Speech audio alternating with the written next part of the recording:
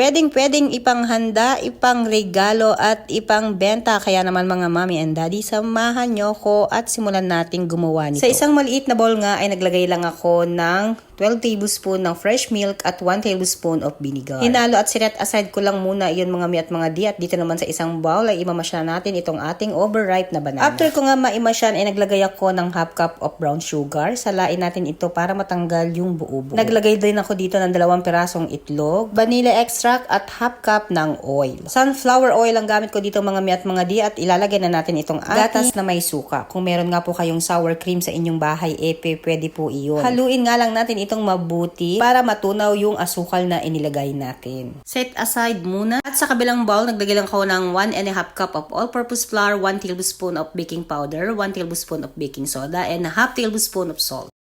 At in-strainer ko nga lang ito mga mi at mga di para naman matanggal yung buo-buo at maganda ang pagkakamix natin. Naglagay din ako ng 1 tablespoon ng cinnamon powder. Nalo ko nga lang yan mga mommy and daddy. After ay ilalagay na natin itong ating wet ingredient. Dahan-dahan at huwag natin biglain para mahalo natin ng maayos or mabuti. Kapag nahalo na nga natin mabuti yan, pwede na natin ilagay itong ating natira. At haluin natin mabuti ito gamit itong ating wire whisk. Siguraduhin natin na wala nang dried ingredients at ganyan dapat ang texture. Ngayon ay sinasalin ko na dito sa aking baking pan itong ating mixture na ginawa. Sinusubukan ko lang maging balance yung pagkakalagay nito.